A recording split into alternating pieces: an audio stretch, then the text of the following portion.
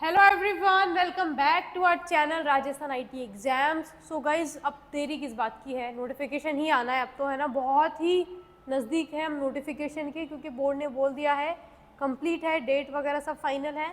बस वो लोग कंफर्म कर रहे हैं चीज़ें, पीछे से बैकग्राउंड वेरिफिकेशन चल रहा है, देन हमारा नोटिफिकेशन आ जाएगा। ठीक है, अब देखो नोटिफिकेशन आ जाएगा, अब हमको उस पर ध्यान नहीं देना है। अब बात आती है हमारी प्रिपरेशन, कितना टाइम हमारे पास बचा है और क्या स्ट्रैटेजी हमारी होनी चाहिए। ठीक है, सो जो भी स्टूडेंट्स प्रिपरेशन कर रहे हैं उनसे मैं रिक्वेस्ट करूंगी, या फिर उनको करना ही चाहिए, ये फॉर्म फिलअप एक बार आप लोग ज़रूर करिएगा। कंप्यूटर अनुदेशक प्रिपरेशन के लिए ही आपके लिए फॉर्म डिज़ाइन किया गया है। ठीक है, तो बहुत इंपॉर्टेंट हो जाता है आप सभी स्टूडेंट्स के लिए फॉर्म फिल करना। ठीक है, आपको फॉर्म का जो लिंक है वो डिस्क्रिप्शन में मिल जाएगा, और प्लस इस क्यूआर कोड को भी आप स्कैन कर सकते हैं, जहां से आप ये फॉर्म फिलअप कर सकते हैं। कंप्यूटर अनुदेशक प्रिपरेशन करने वालों के लिए बहुत ही ज़रूरी है, ये बहुत इंपॉर्टेंट है। ठीक है, तो सबसे पहले मैं आपको ये इन्फॉर्मेशन दे दूँ, क्योंकि अब बिल्कुल भी टाइम वेस्ट नहीं करना हमको। अब बात प्रिपरेशन की होगी, अब बात स्ट्रेटेजी की होगी। नोटिफिकेशन बहुत खेल लिया हमने, बहुत हमने अपडेट दे दी, हमने बहुत पोस्टपोनमेंट की बातें कर ली, बट अब हम टाइम वेस्ट बिल्कुल नहीं करने वाले हैं। अब बात प्रिपरेशन की होगी, तो उसके लिए सबसे पहले तो आपको क्या करना है, ये फॉर्म फिलअप करना है। ठीक है, और देखो जो भी स्टूडेंट्स को लग रहा है कि टाइम बहुत कम है, किस तरह से तीन मंथ में हम तैयारी कर सकते हैं। ठीक है, क्योंकि ऑलरेडी टाइम कम है, अभी देखा जाए तो हम फिक्स 3 महीने हमारे पास है। ठीक है, तो वो गाइडेंस अगर ढूंढ रहे हैं तो हमारे साथ भी तैयारी कर सकते हैं। कंप्लीट गाइडेंस आप लोगों को मिलने वाला है, हमारी टीम के साथ आप प्रिपेयर कर सकते हैं।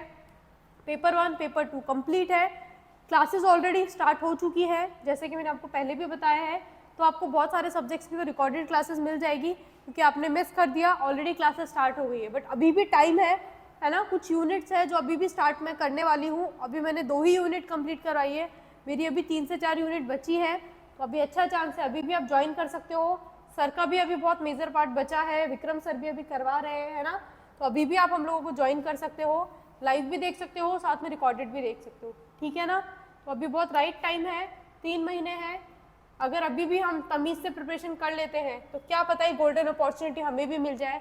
ठीक है, तो complete live batch, PDF notes, mock test, doubt sessions, paper 1 and paper 2 complete strategy आप लोगों के लिए लेके आए हैं। ठीक है, हाउ टू रीच, तो क्लास 24 जो हमारी एप्लीकेशन है वहाँ पे जाना है, गवर्नमेंट एग्ज़ाम पे जाके क्लिक करना है।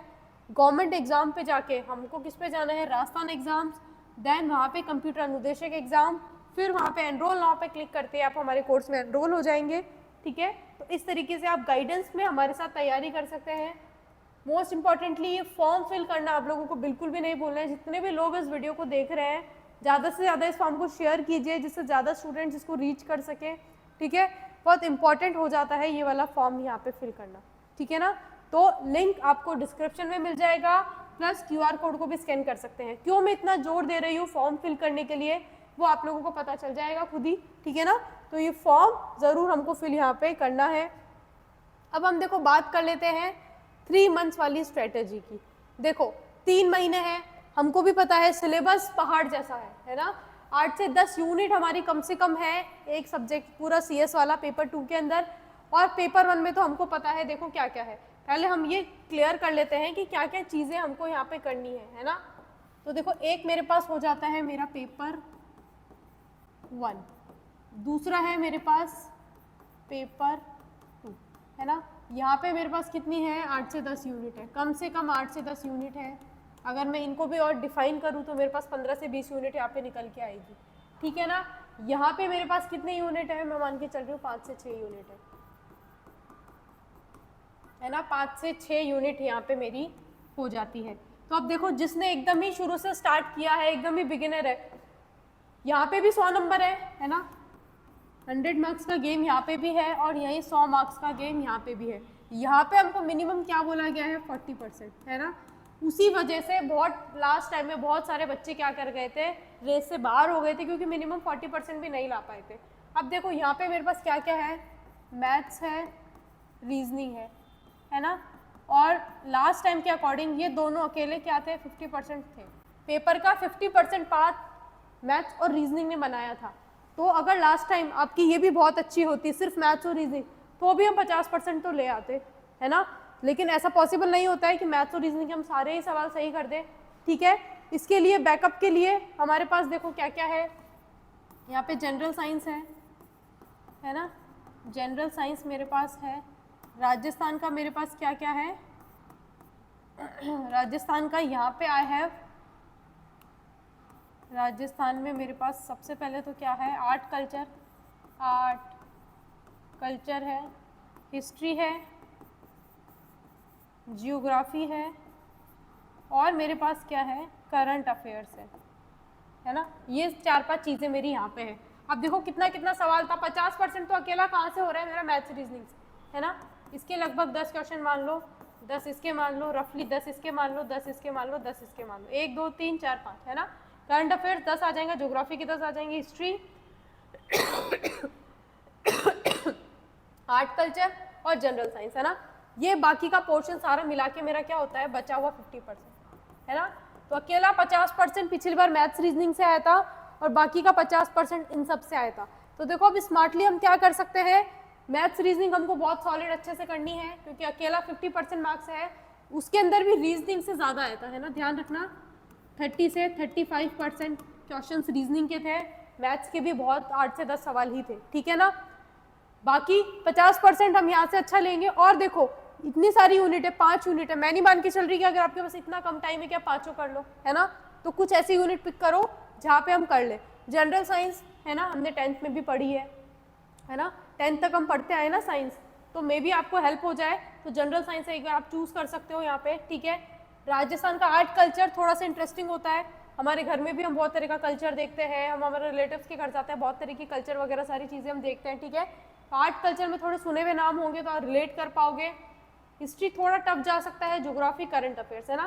करंट अफेयर्स मेरी मानो तो कर लेना करंट अफेयर्स भी, बाकी general science art culture current affairs कर लो, है ना।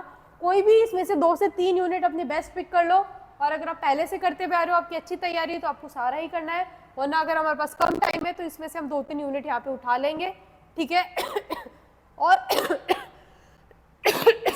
70% हम यहाँ पे लाने के क्या करेंगे, टारगेट करेंगे। ये बात हो गई पेपर 1 की, स्मार्टली अगर हम अभी करना चाहें तो। अब देखो यहाँ पे मेरे पास क्या है, ऑपरेटिंग सिस्टम है, नेटवर्किंग है, DBMMS है, कंप्यूटर ऑर्गेनाइजेशन एंड आर्किटेक्चर है, प्रोग्रामिंग है मेरे पास, सैड है मेरे पास यहाँ पे,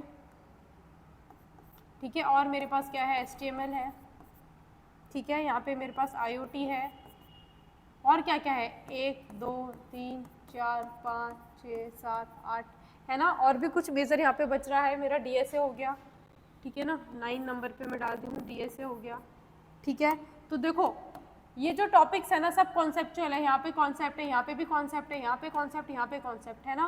सैड वगैरह थोड़े से नॉन कॉन्सेप्चुअल चीज़ें हमारे लिए हो जाती है, ठीक है। HTML वगैरह जो है मेरा, ठीक है, यहाँ से भी थोड़ा सा एब्रप्ट सा अटपटा सा सवाल थोड़ा बन जाता है, ठीक है। तो ऑपरेटिंग सिस्टम आपके लिए इजी पड़ सकता है। नेटवर्किंग थोड़ा सा लेंदी है, लेकिन काफ़ी अच्छे सवाल यहाँ पे नेटवर्किंग से बने थे। DBMS इजी भी है, स्कोरिंग भी है ना। तो ये सब कॉन्सेप्चुअल है, कॉन्सेप्ट अच्छे से समझ लोगे तो इनके सवाल यहाँ पे निकाल लोगे, है ना। DSA के भी न्यूमेरिकल्स हमारे यहाँ पे ईजी होते हैं। बाकी ये भी आप कर सकते हो, और इनसे भी थोड़ा बहुत ओवरव्यू आप देख सकते हो, क्योंकि यहाँ पे हमारे बेसिक लेवल के सवाल बनते हैं और यहाँ से अच्छे कॉन्सेप्चुअल डीप सवाल बनते हैं। तो ये अच्छे से पढ़े बिना नहीं होंगे, और ये ऊपर ऊपर से पढ़ोगे तो भी आपका काम यहाँ पे चल जाएगा, ठीक है। तो 3 महीने हैं, अपनी बेस्ट यूनिट अपने हिसाब से पिक करो।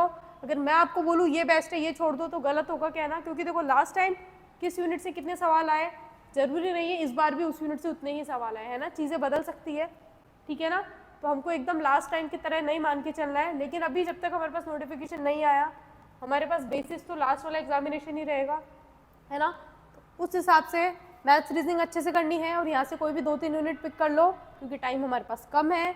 यहाँ से ये कॉन्सेप्चुअल यूनिट्स है, यहाँ पे बिना कॉन्सेप्ट समझे काम नहीं होगा, तो इनको कर लो। बाकी ये कुछ ईजी यूनिट्स है, ठीक है ना, इनमें थोड़ा सा ओवरव्यू लोगे तो भी शायद बात हमारी यहाँ पे बन जाए, ठीक है। तो 3 मंथ के अकॉर्डिंग तो इतना ही हम कर पाएंगे जहाँ तक मुझे पता है। और सबसे मेन क्या है, हमको यहाँ पे रिवीजन साथ में जारी रखना है जितना भी हम कर रहे हैं, प्लस मॉक टेस्ट, है ना, ये सब दोनों कंटिन्यूसली पैरेलली चलेगी, है ना। हमारे साथ तैयारी करोगे तो देखो मैंने DSA आपको करवा दिया, OS मैंने करा दिया, संडे भी 3-4 यूनिट अपनी करवा दी है, ठीक है। विक्रम सर ने ऑलरेडी क्लासेस लेना स्टार्ट यहाँ पे कर दी है, ठीक है। तो मेजर पोर्शन आपको जो हमने करवा दिया वो सब रिकॉर्डेड मिल जाएगा। बाकी हमारे साथ जो भी अभी लाइव क्लासेस चल रही है उस पर भी आप काम कर सकते हो, ठीक है। तो आज के लिए इतना ही। बाकी सबसे इम्पॉर्टेंट इस फॉर्म को फिल करना मत भूलिएगा, ठीक है। कंप्यूटर अनुदेशक प्रिपरेशन एक फॉर्म क्रिएट हुआ है, ठीक है। इस पर्टिकुलर QR कोड से स्कैन करेंगे तो आप इस फॉर्म को एक्सेस कर सकते हैं। तो ज़रूर से ज़रूर फॉर्म फिल करिएगा। बाकी मिलते हैं आपसे नेक्स्ट सेशन में। Thank you so much.